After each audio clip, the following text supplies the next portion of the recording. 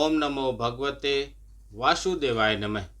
नमस्कार, मैं ज्योतिषाचार्य वरुण प्रकाश ज्योतिष के आज के संस्करण में आपका स्वागत करता हूं। मासिक राशिफल में आज मैं चर्चा करूंगा कार्यक्रम की अगली राशि के बारे में। मार्च में शनि देव ने राशि परिवर्तन किया, तो अप्रैल का महीना आपके लिए जानना बहुत जरूरी है कि शनि देव के राशि परिवर्तन से आपके राशि पर क्या प्रभाव पड़ा। क्योंकि जब शनि देव एक राशि से दूसरी राशि पर जाते हैं तो उसका प्रभाव सभी राशियों पर पड़ता है। यह और अच्छा और खराब कैसे हो सकता है, यह इसकी जानकारी आपके लग्न में शनि देव की स्थिति कैसी है उससे मालूम चलेगा।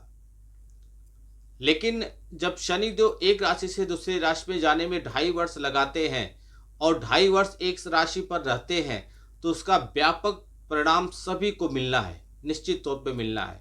मार्च में जब इन्होंने गोचर किया तो अप्रैल का यह महीना आपके लिए जानना बहुत आवश्यक हो जाएगा, क्योंकि गोचर के बाद का यह पहला महीना है तो कैसा प्रभाव पड़ेगा। उसके बाद मई में देवगुरु बृहस्पति का गोचर होगा, उसके बाद राहु और केतु का गोचर होगा। तो इन सभी बड़े ग्रहों का गोचर जब होगा तो क्या प्रभाव पड़ेगा मैं आपको जरूर बताऊंगा। आज मैं चर्चा करूंगा आपको इस राशि के बारे में कि आपके ऊपर कैसा प्रभाव पड़ेगा। सबसे पहले जीवन की 3 मूल आवश्यकताएं रोटी, कपड़ा, मकान। रोटी, कपड़ा और मकान की पूर्ति के लिए आपको धन की आवश्यकता पड़ेगी और धन को प्राप्ति के लिए आपको नौकरी या व्यापार की जरूरत पड़ेगी।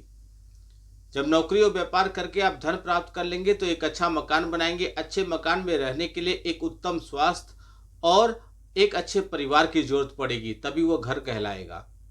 तो इन सब चीज़ों की आवश्यकताओं के हिसाब से आप पर कैसा प्रभाव पड़ेगा यह मैं आपको इस वीडियो के माध्यम से बताऊंगा। यह राशिफल आपके नाम राशि और आपके चंद्र राशि पे आधारित है। व्यक्तिगत तौर पे अपने बारे में जानने के लिए आप अपनी कुंडली का विश्लेषण करा लीजिए, क्योंकि आपकी कुंडली में ग्रहों की स्थिति कैसी है उससे बहुत कुछ मालूम हो सकता है। तो शनि देव का गोचर जो हुआ था, इसका प्रभाव और अप्रैल के महीने में ग्रहों की स्थिति क्या है आपके राशि पर, वह देख लीजिए। स्क्रीन पे लगे हुए टीवी में मैं आपको दिखा दिया हूं कि जो नाम राशि और चंद्र राशि के हिसाब से जो कुंडली बनती है उसके हिसाब से आपके ऊपर ग्रहों की स्थिति कैसी है। वर्तमान समय में अप्रैल के महीने में कौन से ग्रह किस स्थान पे आपके बैठे हैं। तो चलिए कार्यक्रम को आगे बढ़ाते हुए मैं बात करता हूं आज की राशि मिथुन राशि के बारे में, कि मिथुन राशि के बाद जातक आपका अप्रैल का महीना कैसा होगा। तो अप्रैल का महीना मिथुन राशि के जातकों के लिए उतार चढ़ाव से भरा साबित होगा।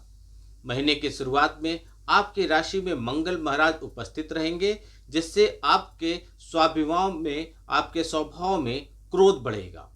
आपको इससे बचने की कोशिश करनी होगी। राशिफल देखने का मतलब यही है कि हम क्या कर सकते हैं, क्या बचाव कर सकते हैं, क्या करने से हमको लाभ मिलेगा।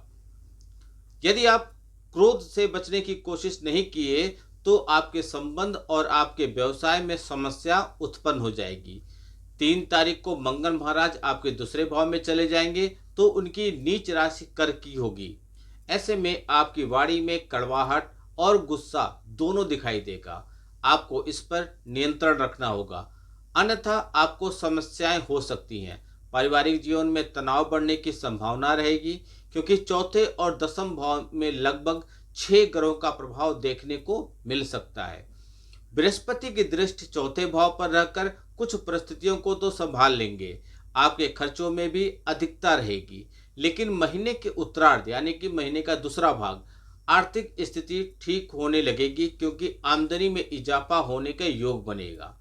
स्वास्थ्य समस्याओं को दरकिनार करने से बचिएगा, उन्हें नज़रअंदाज मत कीजिएगा। कोई भी परेशानी हो तो चिकित्सीय सलाह लीजिएगा। विद्यार्थियों के लिए ये समय कठिन चुनौतियों से भरा रहेगा।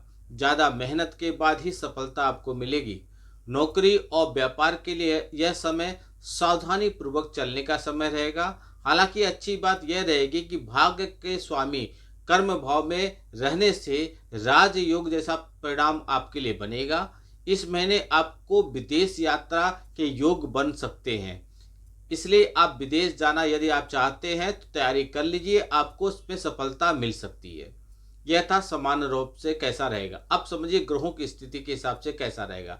तो सबसे पहले समझिए कार्य क्षेत्र, यानी कि जहां आप नौकरी करते हैं या व्यापार करते हैं, जहां कार्य करते हैं। तो करियर के दृष्टिकोण से यह महीना उतार चढ़ाव से भरा रहने की संभावना है। सर्वप्रथम दसम भाव में पूरे महीने शुक्र, राहु, बुध और शनि विराजमान रहेंगे।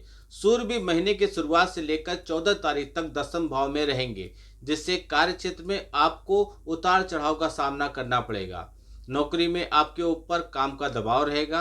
आपके पास एक से ज्यादा काम आ सकते हैं, जिससे आपके ऊपर काम का बोझ बढ़ेगा और आप उसके बोझ तले दब जाएंगे या काम के दबाव में आ जाएंगे। उससे आपका ध्यान आपको रखना है। इसलिए अपनी बुद्धिमानी से काम कीजिएगा। गुस्से में आकर या परेशान होकर किसी को भला बुरा मत कर दीजिएगा, क्योंकि आपके ऊपर गुस्से का प्रभाव रहेगा। और वह बात यदि गुस्से में आप कुछ भी कह दिए तो वह आपके विरुद्ध जा सकता है। छठे भाव के स्वामी मंगल महाराज महीने की शुरुआत में आपके ही राशि में रहेंगे, जो आपके स्वभाव को प्रभावित करेंगे।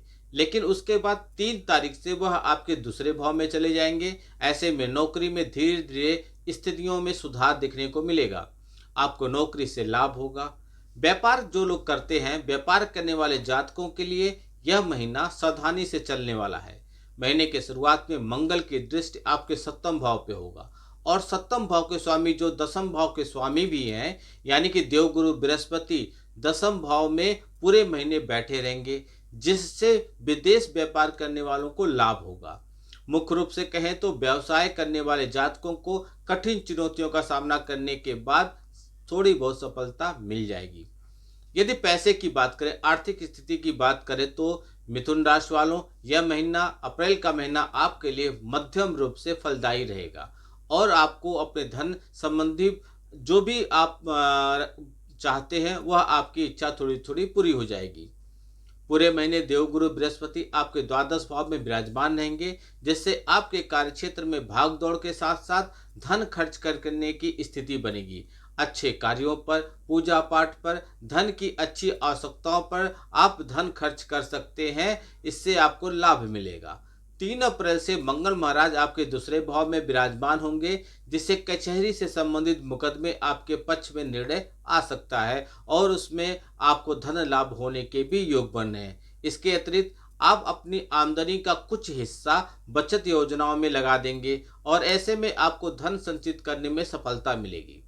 महीने का दूसरा भाग यानी कि महीने का उत्तरार्ध में जब 14 अप्रैल को सूर्य महाराज एकादश भाव में अपनी उच्च राशि मेष में चले जाएंगे, तो सरकारी क्षेत्र से आपको लाभ का रास्ता खोल देंगे और आपकी आर्थिक स्थिति में इजाफा होगा। आप अपने धन को व्यापार में भी निवेश कर सकते हैं और कुछ अन्य आवश्यकताओं योजनाओं में धन लगाकर धन को बढ़ाने में आप सफल हो सकते हैं। स्वास्थ्य की बात करें तो मिथुन राशि वालों स्वास्थ्य के दृष्टिकोण से यह महीना थोड़ा कमजोर रहेगा। सर्वप्रथम छठे भाव के स्वामी मंगल महाराज महीने की शुरुआत में आपके ही राशि में विराजमान रहकर स्वास्थ्य को कमजोर बना सकते हैं। यह आपके एकादश भाव के स्वामी भी हैं, इसलिए स्वास्थ्य में गिरावट लाने में वह सक्षम रहेंगे। इसलिए आपको त्वचा रोग के प्रति ये आपको सावधानी रखनी है। इसके अतिरिक्त ब्लड प्रेशर, रक्त की अशुद्धि यानी कि खून से संबंधित चीज़ों का आपको कुछ प्रभाव दिखेगा, इसलिए आप अपना ध्यान रखिएगा। 3 तारीख से मंगल महाराज आपके दूसरे भाव में चले जाएंगे, जिससे आपके मुंह में छाले निकलना या पेट में एसिडिटी या जलन जैसी समस्याएं आपको हो सकती है। आपके राशि के स्वामी बुध महाराज पूरे महीने दशम भाव में सूर्य, शनि, राहु और शुक्र के साथ विराजमान रहेंगे, जिससे स्वास्थ्य समस्याएं और बढ़ सकती हैं। आपको किसी तरह के त्वचा के संक्रमण, दाद, खाज, खुजली, एलर्जी ये सब हो सकती है, इसलिए इसका ख्याल रखिएगा। परिवार के दृष्टिकोण से मिथुन राशि वालों आपके लिए उतार चढ़ाव से भरा रहेगा, क्योंकि आपके चौथे भाव में पूरे महीने केतु महाराज विराजमान होंगे और महीने की शुरुआत पर उन पर मंगल की दृष्टि भी होगी, जिससे पारिवारिक जीवन में तनाव और टकराव बढ़ेगा। दसम भाव में शुक्र, राहु, सूर्य, बुध और शनि ग्रह विराजमान रहकर आपके माता पिता के स्वास्थ्य को प्रभावित कर सकते हैं, जिससे परिवार का माहौल थोड़ा चिंतित हो सकता है। इसलिए आपको उनके स्वास्थ्य का ध्यान रखना है। यह खुद कुछ भी चल रहा हो उनके साथ बीमारी, तो आप जो भी आवश्यक चिकित्सा है उसका उपचार करते रहिएगा। इन सब समस्याओं से बचने के लिए मैं आपको 4 उपाय बता रहा हूँ। इन चारों उपायों को कर लीजिए, किसी एक को मत कीजिएगा। चारों उपायों का एक समावेश है, इससे आपको लाभ मिलेगा। सबसे पहले आपको गणपति अर्थशीर्ष का पाठ करना चाहिए हर दिन, नहीं हर दिन तो बुधवार के दिन जरूर कीजिए। दूसरा, मंगलवार के दिन हनुमान जी को कम से कम 4 केले तो अर्पित कीजिए। नंबर 3, मंगलवार के ही दिन गुड़ और चने का प्रसाद छोटे बालकों में बांटिए, इससे आपको लाभ मिलेगा। और शनिवार के दिन दिव्यांगजनों को भोजन कराइए और उनकी आवश्यकताओं के उपयोग हेतु कोई वस्तु उनको दान कर दीजिए। यदि यह उपाय आप करते हैं तो आपकी समस्याएं काफी हद तक समाप्त हो जाएंगी और आपको लाभ मिलेगा। आप सफलता की सीढ़ियों पर आगे बढ़ते रहेंगे। आपका दिन शुभ हो। भगवान भोलेनाथ का आशीर्वाद आप पे बना रहे। नमस्कार। जय श्री राम।